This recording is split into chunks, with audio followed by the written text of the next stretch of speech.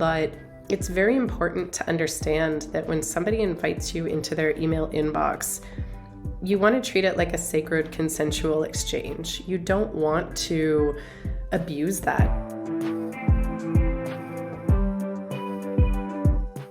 You're listening to the Marketing for Accounting Firms podcast. Each episode, we have conversations with firm owners and marketing experts about how to attract your ideal clients, foster trust, and build a marketing engine that works for an accounting firm.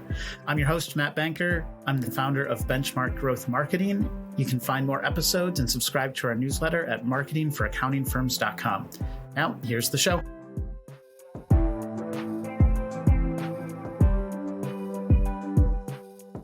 I'm joined today by Jocelyn Moore. Jocelyn, thanks for being on the show. I'm glad to be here.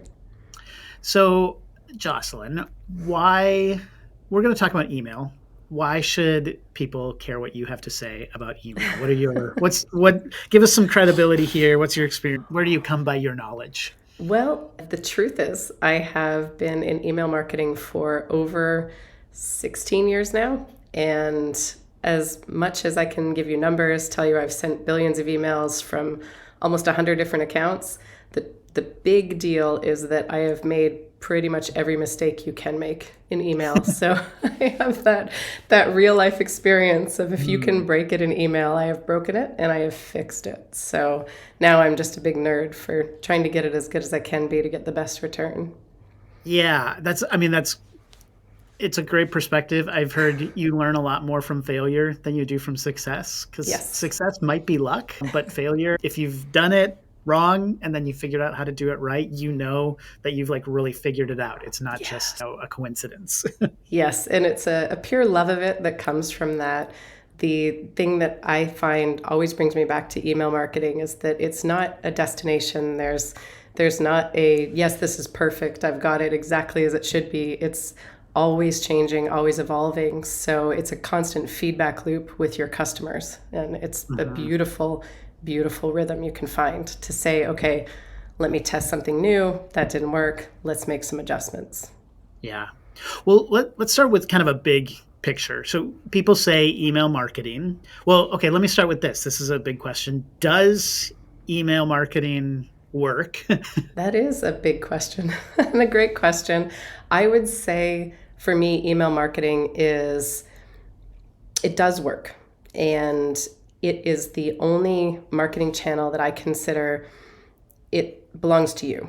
You know, you have your email list. Certainly you're using an email service provider, so you're at their mercy to a degree. But unless you do something egregious, something really terrible, you're always going to have access to your clients, to your customers, to try to be there, not to surprise them necessarily, but you control how many times they hear from you, whereas everything else is relying on them coming to you or an algorithm showing you to them. So email marketing to me feels like something we can control. And by that, I mean, of course, with marketing, having people be aware of you and aware of the problems you solve. So it's a great channel because I can control the frequency with which I'm in front of people and I'm saying, hey, by the way, if you're having this problem, this is something I can solve for you. So it's a frequency and access question that can only be answered by email for me. Yeah, I feel like my perspective has been one of the number one assets that you can have as a business is a strong email list of prospects, and often it includes your clients as well, especially if there's opportunity to cross-sell or upsell, unless everybody just buys the same thing from you. But I know we're talking to accounting firm owners, a lot of times there are different service levels, or maybe they're offering payroll and accounting, and not all their clients are using both. And email gives you an ability to help promote that. So having an email list, super great. If I could just wish for something for all of my clients, it would be that they would have a really strong email list. Yes. The challenge is building that really strong email list, getting people to opt in to it, or building it in some other way. And I think one of the most common questions I get from my clients is always at some point they ask, well, okay, so someone emailed me and said, hey, we've got this list of prospects that you could buy. Like, should I buy an email list and then email them? That's they're always, because we get those emails in our inboxes. What do you think? Should you buy an email list? So I've worked with all kinds of email lists, and there are 3 stages that I've seen them in where you have an email list that is leads that you have no business emailing, that you weren't the one who acquired. And that requires a very special technical and strategic setup. So generally, I would not recommend those for the average person to engage in. It takes a specialized person to do that and do it correctly without blowing up your ability to send emails and blowing up your ability to get in an inbox, your ability to get in front of people and avoid spam complaints or ending up in the junk email folder. It's reliant on your deliverability scores, and those can be harmed if you're emailing people who are not expecting to hear from you. So blanket statement, I would not buy email lists. I would not buy Is there emails. risk, like if you bought an email list to market to, do you have risks as well? So you're relying on your email, obviously, for regular client communication. You have a risk now that your email, your normal everyday email, ends up in the spam or the junk because they see your domain as unreliable, basically. Is that the right? Yeah. 100%. And right now we've got changes coming in the next 60 days for Gmail, Yahoo, and unofficially Microsoft, where if you have regular complaints over time or complaints that spike above 0.3%, you're going to be marked as a spam sender anyways. So you want to make sure that you are emailing people who are expecting you to email them. Now, there are 2 ways to do that are different levels of qualification for your lead. One way that we used to do in my old business was what we call co-branding, where your name piggybacks somebody else who has permission to email. So if you go to a show or you release a special product, and your name is attached to the main features name, you have a reasonable expectation that they'd want to hear from you, or that you're not a surprise to them. So you can do that too.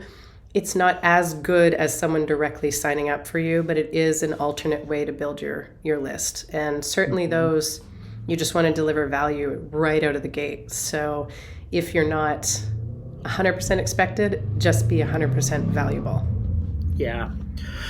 Now we're both connected to the StoryBrand community, and I'll just putting my cards out on the table. I'm kind of a known skeptic for one of the tactics that they tend to recommend. And I'll give it a caveat though. But one of the things when you start with email marketing, from StoryBrand and from a lot of other people, they say, you got to have like an ebook download on your website so that people opt in, provide something of real value to build your list.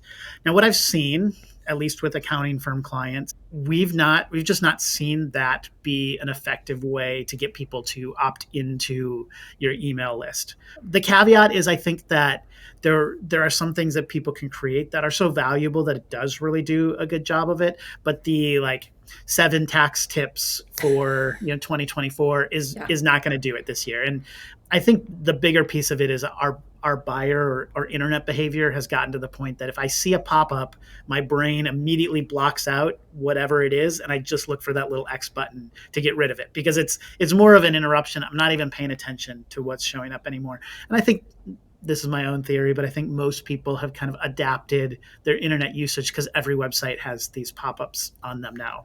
This is kind of a long way of getting around to if you shouldn't buy a list, and like a co-branded list might be okay, but it's not ideal. What do you know, or what are you seeing in terms of effective ways to kind of build an email list for yourself?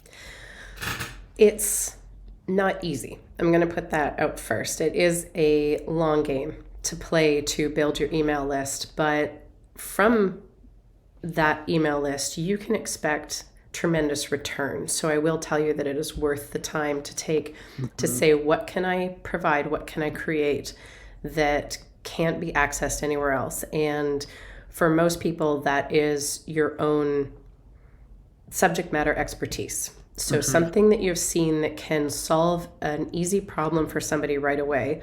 And some of the most effective things that I've had for list building have been not necessarily a cheesy PDF download. Not to call Mhm. the 7 tax tips cheesy, Yeah. but anything people can No, it is. Google. Yeah, if it's generally available with a Google search, that's not speaking to you, to your personal Mhm. brand, to why you are the person people should pick.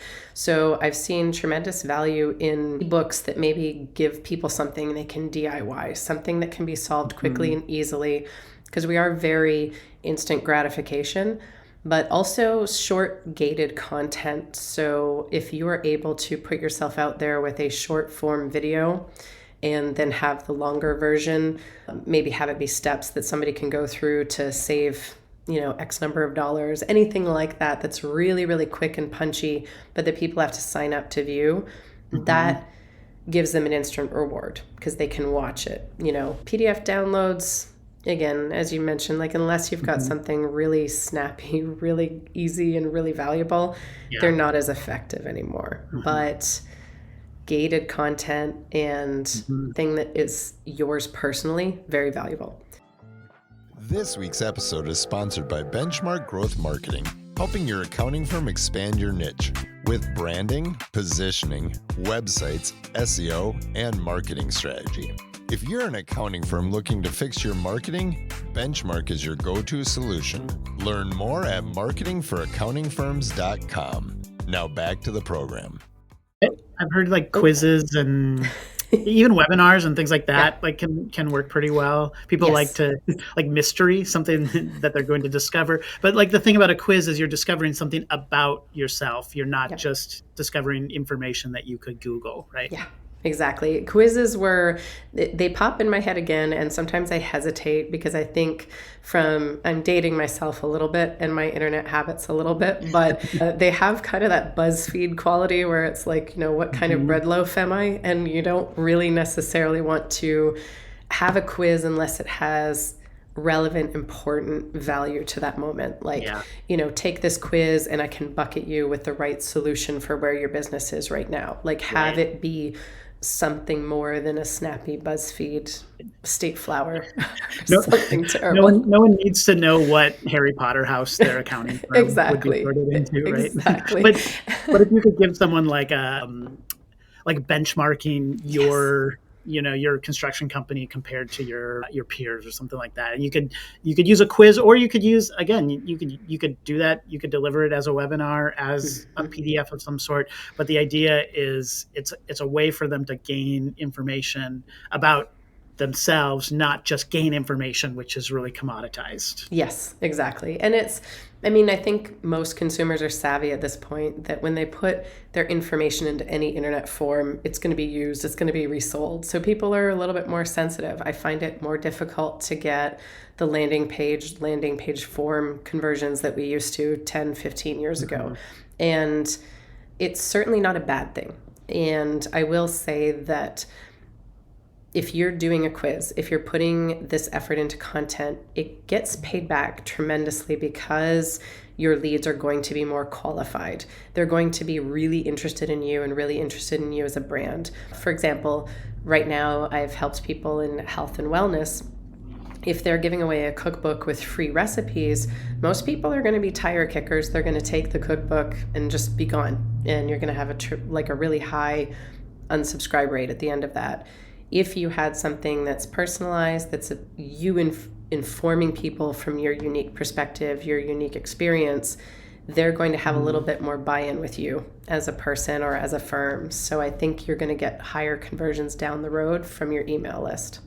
Mhm. So, I've even heard from some people that like promoting your email list as the value is actually sometimes more effective than the like a download to email list can sometimes feel like a bait and switch. But if you yes. say, if you're really putting time into producing regular valuable content, you don't need the download first necessarily. You can kind of sell the idea that, hey, every week you're going to get a really like practical information thing, or and I mean, I'm a big believer in niching down, and so for firms, the more narrow their focus, or even the narrow the focus of the email list that they're after, like that they're putting out there, you can get a little bit better response to opting in, because if people know it's a specific value instead of a general value, they're more likely to respond. Agreed. And I'm bad sometimes for saying people don't want your newsletter, but if you're presenting something and you're just saying, sign up for my newsletter, you and I are both in the StoryBrand space, so we know, sign up for my email list, and every week I'm going to give you something that you can take action with now that will deliver blank benefit. Like that is absolutely a way to promote and sell. It's a bit of a struggle because you don't know where to put that form or where to kind of generate these signups, but that's where pulling from any media presence you have as far as Instagram, LinkedIn, Facebook, you pull from those to try to grow your email list. Yeah. So you mentioned a little earlier that Gmail and Yahoo are making some changes. What is happening just in email in general right now? So talk us through some of these changes, and why are they making these sorts of changes? What is the reasoning behind it? It's challenging for people who manage email lists like I do, but it is for the greater good. What email service providers are trying to do right now is make your inbox a little bit more guarded, a little bit more gated, and protected from spam with bulk senders. So they're pretty much formalizing rules that we've already tried to implement over the past few years. And there's 3 really big ones. The first one is anyone sending email in any great quantity. So depending on your email list, if you're a business and you're just sending to maybe your best clients and you're only sending out a couple hundred emails, this may not apply yet. I'd recommend doing it just to have best practices, but if you do what we call authenticating your email. So there are 3 ways that you tell the boxes that you're sending email to that you are who you say you are, that you're not just a spam bulk emailer that's hijacked somebody else's domain. So SPF, DKIM, and DMARC. And those are just 3 fancy ways of saying, I've gone through the steps, I've changed my DNS records, added some notes, and I am who I say I am. The second one is monitoring your complaint rate. So depending on how you've gotten your leads and what kind of content you're sending, you are going to have a certain percentage of people who complain. It just happens, and it's natural, it's normal, and it's good because they're taking themselves off your list. If you have a complaint spike, no problem. But if over time you're consistently skirting like a 0.3% level, they're going to shut you down. So those 2 are the big ones. And then, of course, the third one is just making sure that you give people an easy way to get off your list. So what we call your unsubscribe button. We want to implement one-click unsubscribe, and you never want to mask it, and you never want to make it hard for people to unsubscribe. They should never have to log in to remove themselves from your email list. This is a little off topic, but we've been in our design world, we've been focusing a lot on ADA, like accessibility to websites and things. And one of the big ones that's really easy to test, but is very obvious whenever you do any reading on, getting your site compliant, has to do with contrast ratios. And what has made me, so like you can't use like dark text on a semi-dark background, and there's specific colors that don't do well for contrast. So people with color blindness or other visual impairments, it can be really difficult. And then I open up my email and I scroll to the bottom of this email list by like Delta Airlines or some massive billion-dollar company, and I'm looking and it's in like 6-point font. And it's like a light gray against the dark gray background of the footer. And it's almost impossible to find the unsubscribe button to this. But the thing that makes me obviously they're doing it because they don't want people to unsubscribe. Yes. Ethically, it's not great practice, but legally it makes me wonder, why don't some of these lawyers go after these companies who make ADA inaccessible email marketing? Yeah. It's my own little soapbox, I guess. No, I'm with you. And it's funny you mention an airline, because if somebody asks you to stop sending them email, you'd have about 10 days to comply with that unsubscribe. But now they want you to do it in about 48 hours. Mm, And the funny thing is a lot of really large companies and a large airline that shall remain nameless. I've tried to unsubscribe from them multiple times and have gotten to the point where I'm like, I need to talk to your people because you are right now not in compliance with email yeah. marketing. So, there again, if you're sending fewer than 5,000 emails, these aren't critical, but it's very important to understand that when somebody invites you into their email inbox, you want to treat it like a sacred consensual exchange. You don't want to abuse that. If you tell people, hey, I'm going to be sending you a monthly tips that will change your business, don't Hmm. suddenly get some marketing person to talk you into an aggressive 10-day sales funnel that, pushes scarcity and countdown Hmm. timers and all these terrible things because Right. you haven't set people up for that kind of exchange with you. And Hmm. when they ask to not be there anymore, honor it as soon as possible. Yeah. So you mentioned this 5,000 emails number. Is that 5,000 emails in one send, or is Yes. it like per month, or how do they determine that? So when they talk about 5,000 emails, it would be 5,000 recipients at one time. So those are kind of your really basic bulk sender levels. Most of the email lists I work with are 20,000 or more, Hmm. generally closer to 50 or 70,000. So big businesses will have to comply with this, but you want to be sure, even if you are only sending to 100 people, that you take these steps to have best practices. Because the one thing I will say, if you have one complaint and you're only sending 100 emails, that is a higher complaint percentage Right. than somebody who has three complaints who sent 70,000. So you still want to be aware of these so you don't end up going to junk. Hmm.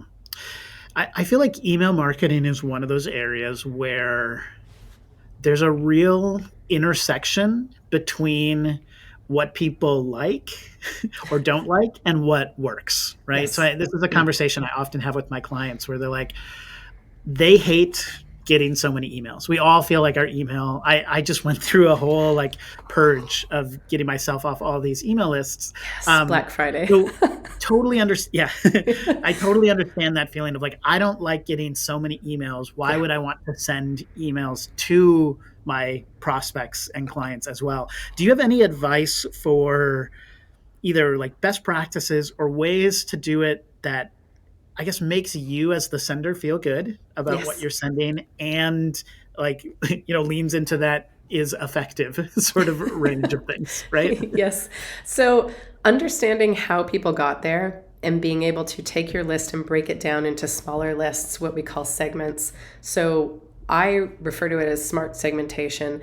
How did these people get here? What was the original interaction? And then I base my follow up either nurturing them, just trying to stay Hmm. present and relevant, or my sales funnel will be based on why they got there. So that's a good way to say, okay, somebody came in because they made a purchase from me one time and I want to upsell them. So my main goal may be I want to stay relevant and in front of them for maybe once a week. So they always remember who I am. So if they have another question, they're going to think of me first. The Hmm. other path is if somebody came in getting something free and you want to start to make them aware that they have a lot of problems that you can fix, that might have more frequency behind it. A great example is even though I might complain that Wayfair sends me dozens of emails, I know one day I need a rug for my front room. So I stay on Wayfair's email list. I don't open the emails, I don't engage with them, but I stay on because I know eventually I'm going to need them Hmm. and they're going to be there and they might have a sale that I'm going to require. So, Yeah. yeah, it's really smart segmentation and understanding the sales cycle that goes along with your product. So, in the case of accounting, what are the peak moments? What are the peak transitions in someone's journey where they might need me? And being able to show up for people to either upsell them or nudge them over the line to hire you. Yeah. There's a few times a year when Yeah. accountants are really emailing their clients a lot. I know I hear from from tax Twitter and from accountants that actually probably their frustration with email is not that their emails aren't getting delivered, is that they're not being responded to when Yes. their clients have like need to send them, files and documents and all that. But another time that is not in like the tax or busy season, like price increases are pretty common. I think being strategic around these points when you have to communicate with your client base, but you want to do more than just communicate, hey, sorry, your price is going up. I view that as an ideal like upsell opportunity. If you're communicating price increases, you may want to talk about how the different tiers that you have, they get more value if they move up a tier, or there's other services that you could offer. So you want to use that. What if you have an email list? It's like good 2,000 emails on it, but you haven't been emailing it for like 2 years, or it's just kind of built on its own for some reason. You don't really. I've seen a lot of clients who have kind of dormant email lists because someone said build a list, but they haven't been doing anything with it. What would be some of the things that you might recommend to do? Are there precautions you have to take? Like, how would you reactivate or start emailing a list again? So those are great questions. That's absolutely one thing that comes up quite a bit in business, because data is a commodity, and people hate to let go of an email list because they're like, well, I haven't emailed it in 2 or 3 years. There are two really big things to keep in mind. The first one is that you're going to have to gently start sending to them. There are some technical setups, your send domain. If you suddenly go from 5 emails a day to 2,000, there are some inboxes, Verizon-based ones are a great example, Yahoo, AT&T.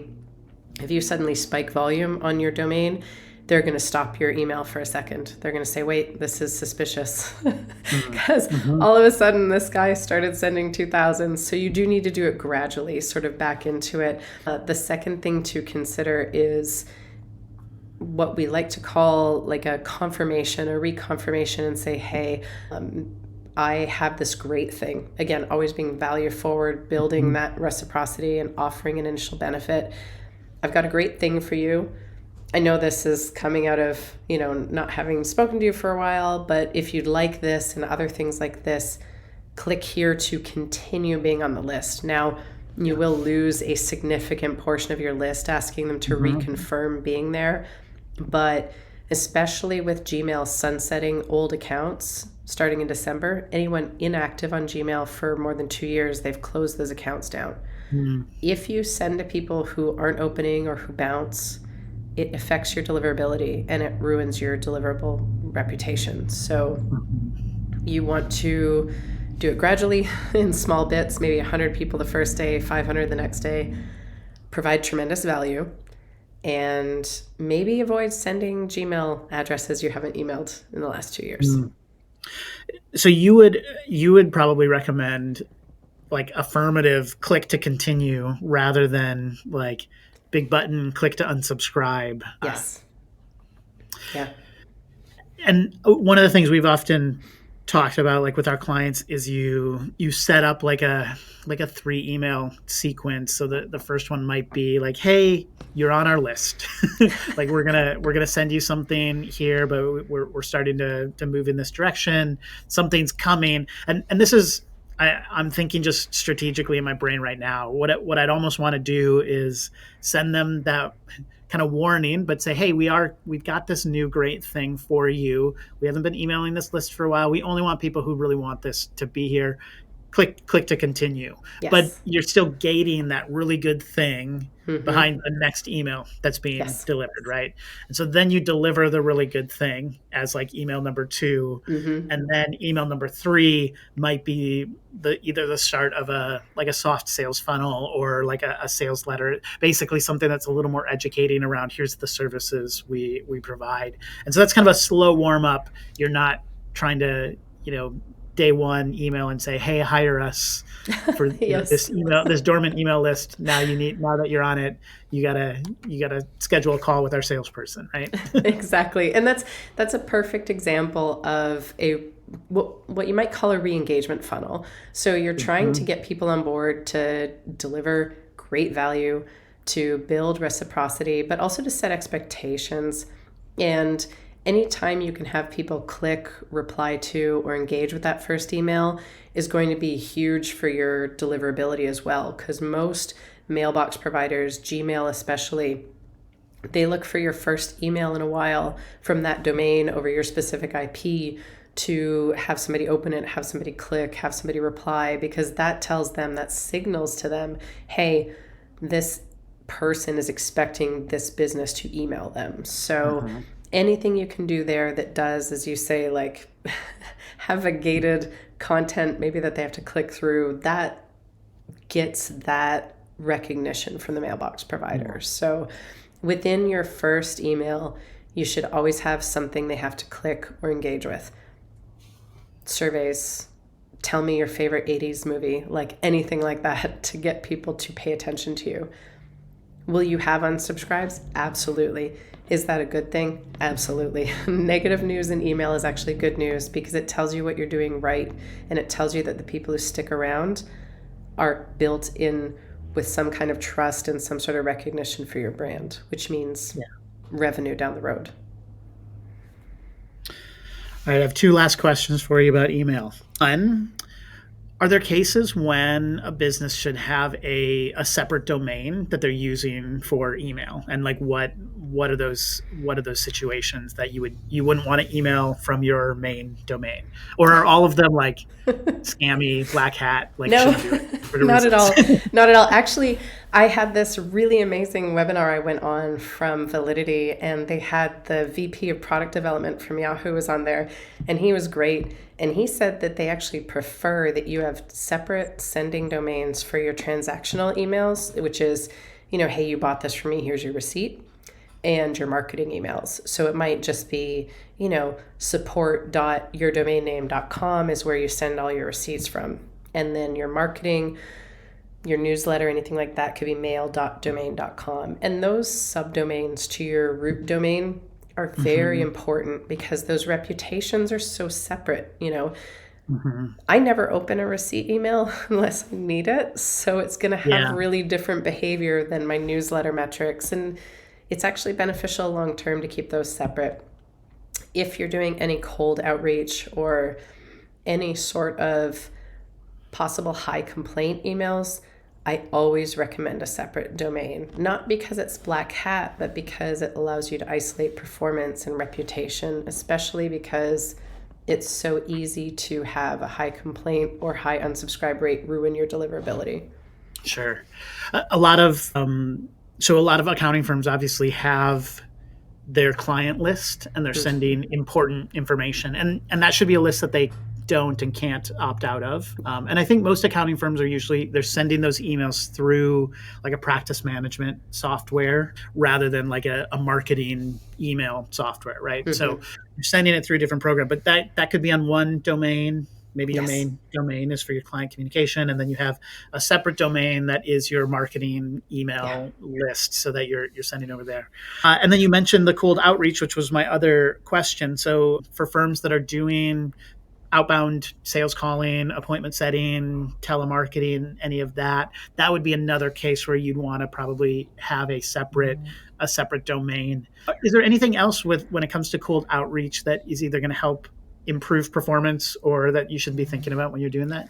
Most of it involves finding a way to, which I at this point have said many times, but to deliver value and tell people what the benefit is, and to be really value forward, to give people a reason to pay attention to you by giving them something with no strings attached. So allowing them access to a high value piece of content that they can DIY, and then having them come to you if they want a done with you or done for you solution. So anything that builds that reciprocity is really good when you're doing cold outreach. I am not a fan of cold outreach because it is a challenge. I know it's a numbers game and it's very time consuming and very demanding, but I know for a lot of businesses that's the only way to really start building your contacts and get leads. Doing it slowly if you are relying on email for it, because you don't want to do too many at once.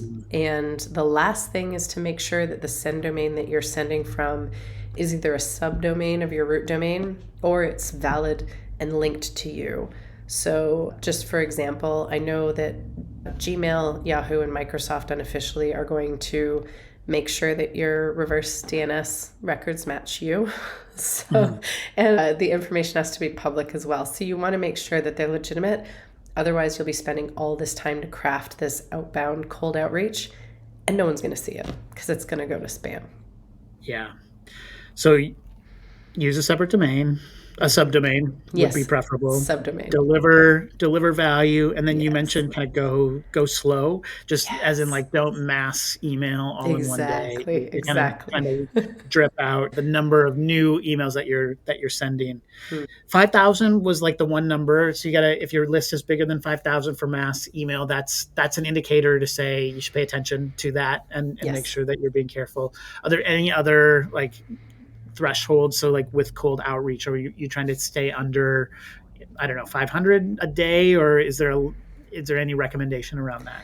Well, I'm a fan of starting small because, as I said in the beginning, email provides you this beautiful feedback loop. So if I have an email that I want to write and I have a list of maybe 2,000 or 3,000 people that some really wonderful VA got for me, and I want to send them, I can say, you know what, I'm going to test this to 500 of these people, see how effective it is, and then come back and make changes. So small is good. Don't ever consider an email finished. Always be looking for signals that, okay, my unsubscribe rate was over 1%, so I must have done something to trigger that because we want to keep under 1%. My bounce rate was higher than 2%.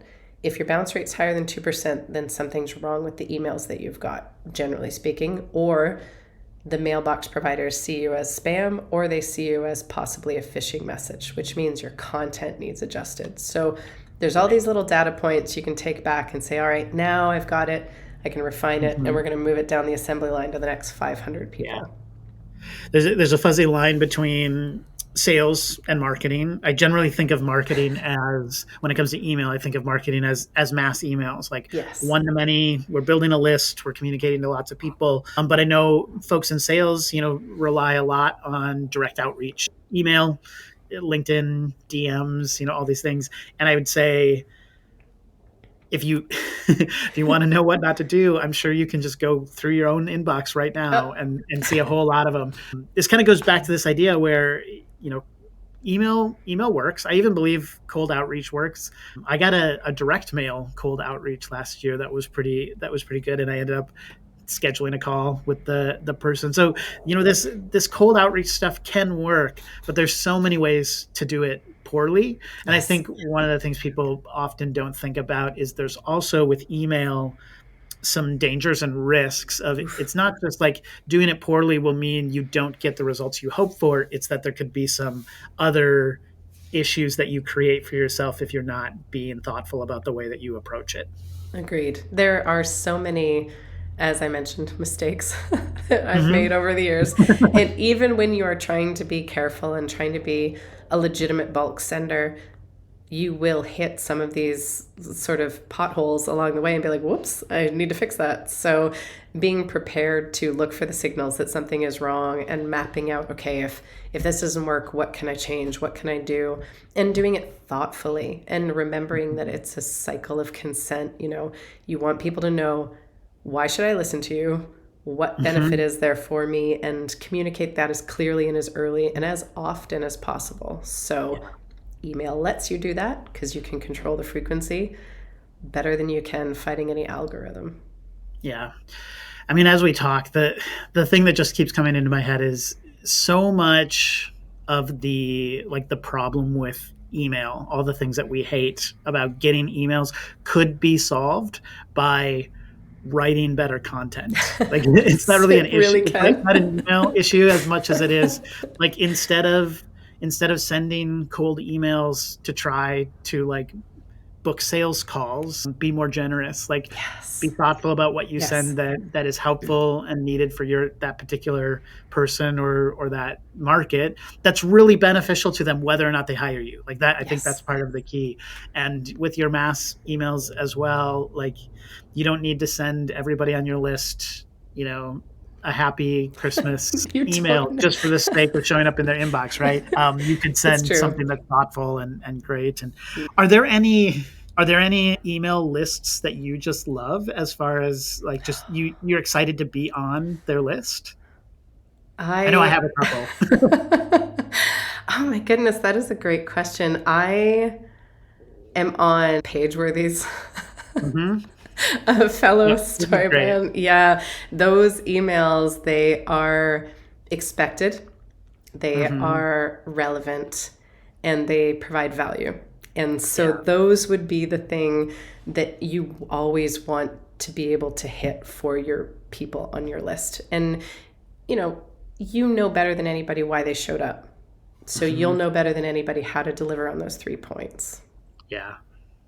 Yeah, well, for those who are listening, PageWorthy she's a copywriter. She does have a great email list. Her emails are always a ton of fun. If you're looking for inspiration of now she's a great writer. No offense to all of you accounting firm owners out there, but I don't know. I'm not as good a writer as she is. Also, she has literally the perfect name for being a writer. She really does. PageWorthy. But yeah, sometimes we just need examples of people who are doing it well to know that it is possible, right? Yes. And we can move ourselves in that direction. So find a couple email lists that you do want to be on. If you are in an accounting firm and you're doing email marketing, subscribe to some lists to find out what you think is good and bad, right? Like, you need to be aware of what's happening out there. And there are some people who are doing it well. There are ways to do it well, I believe. And if we're not aware of the good ways to do it, it's probably because we're not on the right lists yet. So unsubscribe from all the bad ones and find yourself a couple that you can use as inspiration. Exactly. Well, great advice. Jocelyn, thank you for being on here. If people wanted to connect with you, or they were having, especially if you're having trouble, if you're an accounting firm, you're having trouble with deliverability around your emails, or you have lots of concerns on these different things, Jocelyn is very smart about these things. Where can they find you, and what would be the right way to connect? The best place right now is actually to find me on LinkedIn. So Jocelyn Moore, and my company is Atypical Marketing. The A is EH because I am Canadian. And if you want to drop me a direct line via email, it is jocelyn@atypicalmarketing.com. And I am happy to help with any deliverability, any questions you might have on the technical points, or if you're just a little bit concerned and maybe terrified to click send on an email, I'm happy to take a look and give you that confidence to do so. And if you're wondering if you should buy an email list, you can reach out to Jocelyn and she'll probably tell you no. I will very much tell you no. Don't do it. Terrible idea. So, all right. Well, I think we'll leave it there. Thank you for being on the show. This is a ton of value. I know our audience is going to get a lot out of this. Thanks, Jocelyn. It was my pleasure. Thank you.